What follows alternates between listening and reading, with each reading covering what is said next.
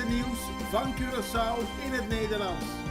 Extra Journaal, vers van de pers. Welkom bij Extra Journaal. Fijn dat u weer kijkt. We hebben het belangrijkste nieuws voor u op een rij gezet. En we beginnen met het bericht dat er een onderzoek is geweest naar fraude bij Politour. De toerismepolitie om het zo te noemen. En er zou bijna 700.000 gulden achterover zijn gedrukt. De Extra schrijft er vandaag uitgebreid over. En het gaat allemaal om een persoon met de initialen HJ. En na zijn vertrek uit het bestuur van Politour bleek dat zaken niet goed zouden zijn verlopen. Zo zouden personen vergoeding hebben ontvangen voor hun lidmaatschap zonder dat ze daarvoor bevoegd waren. En ook is er gewoon heel veel geld uitgegeven, bij elkaar een bedrag van 675.000 gulden. Dat onterecht aan mensen is gegeven, opgenomen. Creditcards, betaalpassen, mensen hadden de mogelijkheid om geld namens Politour uit te geven. Als je het achteraf allemaal bekijkt, is er heel veel ontstaan waardoor mensen makkelijk konden frauderen en dat is dus ook gebeurd. Er is een onderzoek geweest naar het handelswijze van deze HJ in het bestuur en daaruit komt dit bedrag naar voren. De zaak wordt nog verder onderzocht. Crisis in coalitie Bonaire. Dat is nu de coalitie van Unión Patriótico Bonaireano, de UPB, de Movimento Pueblo Bonaireano MPB en de fractie Seberi. Al na 3 maanden nadat ze de laatste coalitie van Bonaire hebben gevormd, dat ze alweer op springen staan. Volgens meerdere bronnen binnen de coalitie zijn de spanningen inmiddels zo hoog opgelopen dat er van een werkbare samenwerking nog nauwelijks sprake is. En dat bleek voor de buitenwereld toen afgelopen donderdag Joselito Staci zijn ontslag indiende als gedeputeerde. Hij was namens de MBP voorgedragen en daardoor lijkt er opnieuw een crisis. En moet Bonaire het nog zien te redden tot maart volgend jaar. Maar er zijn dus in die periode, in de regeerperiode, sinds de laatste verkiezingen, al 3 coalities gevallen. Het is de vraag wat er nu gaat gebeuren en of het nog lukt om een nieuwe coalitie te formeren.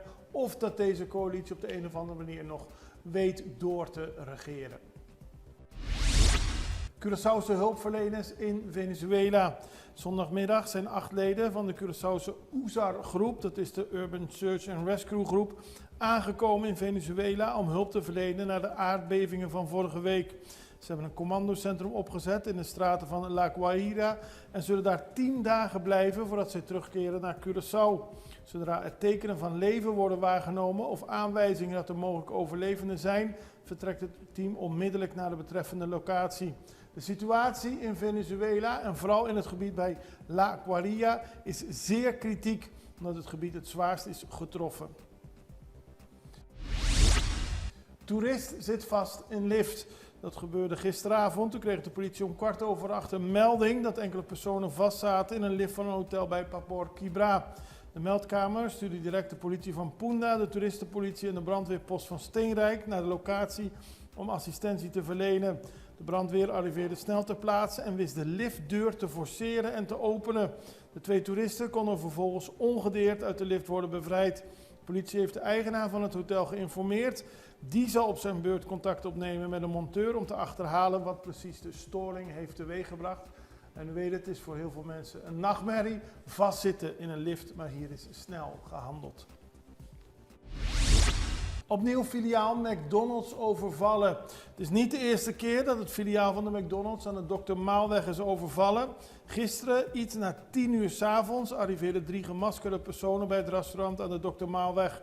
Het ging om 3 gewapende mannen. Ze gingen het pand binnen en namen het geld uit de kassa's mee.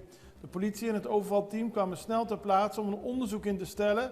Maar duidelijk is dat het al de zoveelste keer is dat juist dit filiaal wordt overvallen. Mogelijk speelt de ligging. Het is vrij donker en er zijn meerdere uitvalswegen een rol. En zouden de criminelen hier een misbruik van maken. Volgende maand begint de sloop van de aanbouw van het Hof van Justitie. Dat is deze week bekendgemaakt, want de renovatie van het Hof in Punda krijgt steeds meer vorm. Volgende maand start de sloop van de niet-historische delen van het gerechtsgebouw aan de Watervoortstraat. Terwijl het monumentale hoofdgebouw uit 1860 volledig wordt gerestaureerd, worden de aanbouwen uit de jaren 80 vervangen door 4 moderne, duurzame vleugels. Het nieuwe complex zal 7 zittingszalen, flexibele werkplekken en aparte looproutes voor het publiek krijgen. Ook is er een betere aanlevering van de gedetineerden. Het zal nog lang duren. De sloopwerkzaamheden zullen naar verwachting 2 maanden duren, maar de restauratie zal nog voorlopig veel tijd in beslag nemen, omdat men een mooie restauratie van dit historische gebouw wil maken. Veel aandacht voor Dia di Bandera. Curaçao heeft net de festiviteiten rond de Blue Wave achter de rug. Nu staan de festiviteiten rond de Dia di Bandera op de agenda. Er zijn verschillende activiteiten. De eerste activiteit vindt vandaag plaats, 30 juni. Dan is de officiële opening van de artistieke wandelroute, de Paseo Artistico. 1 juli is de Emancipatiedag. Dan wordt herdacht dat 163 jaar geleden de slavernij in het Koninkrijk werd afgeschaft. En op die dag vindt de ceremonie van het strijken van de vlag plaats op het Brionplein. 2 juli staat in het teken van Dag van het Volkslied en de Vlag. Dan is er een plechtige vergadering van het parlement en daarna een officiële ceremonie op het Brionplein. 3 juli is de Nationale Dag van de Dankbaarheid. Ook hier is een viering op het Brionplein. 4 juli is de Nationale Dag van de Lofprijzing. Ook hier is er van 7:30 tot 10 een bijeenkomst op het Brionplein. Meerdere dagen rond Dia di Bandera om daarmee stil te staan bij heel veel verworvenheden van Curaçao. Wij gaan even naar een break. We zijn zo bij u terug. Extra in Nederland. Van Amsterdam tot Arnhem, van Groningen tot Maastricht, Extra is erbij. Volg Extra Digitaal en blijf op de hoogte van de belangrijkste ontwikkelingen in Nederland. Extra Digitaal is te zien op verschillende platforms en kanalen zoals WhatsApp, YouTube, Facebook, Instagram en ook TikTok.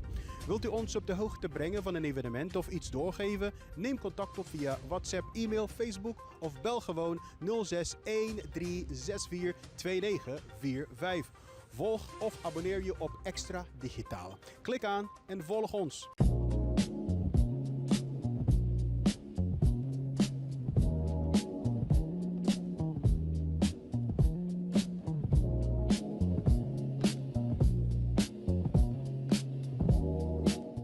We hadden het net al over de hulpdiensten uit Curaçao die naar Venezuela zijn gegaan. Maandag is ook een humanitair team uit Aruba in Venezuela geland.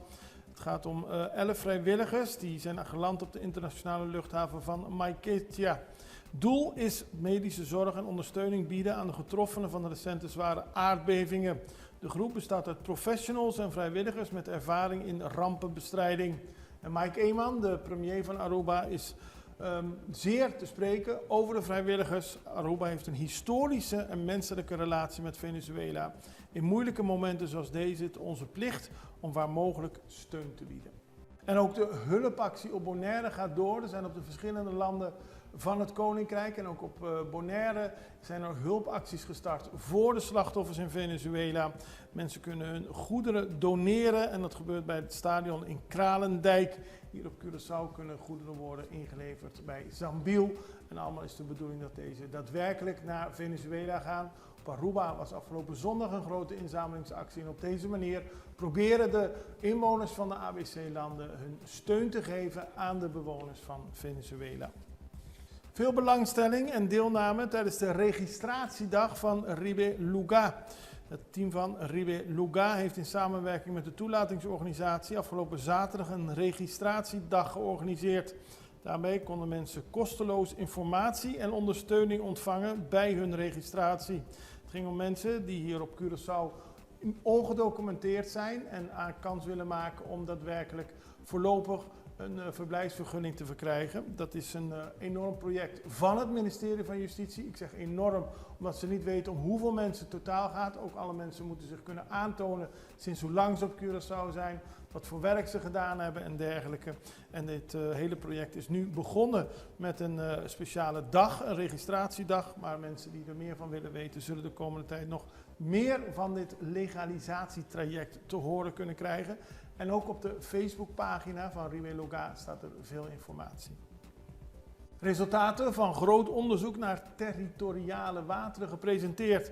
Dat gebeurde ook afgelopen zaterdag, was het onderzoeksproject Calypso, dat is toen gepresenteerd. Het is de grootste gecoördineerde wetenschappelijke expeditie naar grote zeedieren die ooit in het Caribisch gebied is gehouden.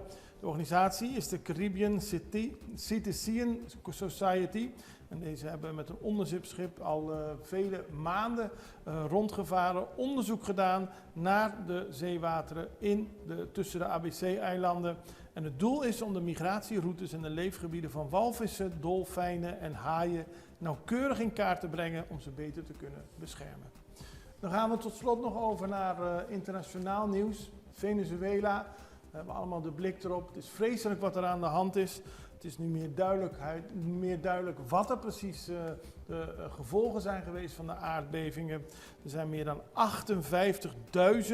gebouwen in Venezuela verwoest of beschadigd. En dat blijkt uit satellietgegevens die de Amerikaanse ruimtevaartorganisatie NASA heeft gepubliceerd. Onderzoekers hebben voor de berekening gekeken naar abrupte veranderingen aan het oppervlak die consistent zijn met de schade, maar benadrukken dat het slechts een indicatie is. De parlementsvoorzitter van Venezuela, Jorge Rodriguez, meldde eerder dat er 855 gebouwen waren beschadigd. Er zijn tot nu toe 1719 mensen om het leven gekomen en tienduizenden mensen worden nog steeds vermist. De bevingen hadden een kracht van 7,2 en 7,5 en waren de zwaarste aardbevingen die het land in meer dan een eeuw hebben getroffen. Hulpverleners uit heel veel landen zijn aangekomen. De coördinatie verloopt niet overal even goed, maar de bedoeling is dat zoveel mogelijk mensen geholpen worden met medicijnen, luiers, water, eten en dergelijke. En er wordt nog steeds gezocht naar overlevenden. We houden het voor u in de gaten, net zoals we al het nieuws voor u in de gaten blijven houden. Doen we morgen weer. Ik hoop dat u er dan weer bent. Het allerbeste. Tot ziens. Dag.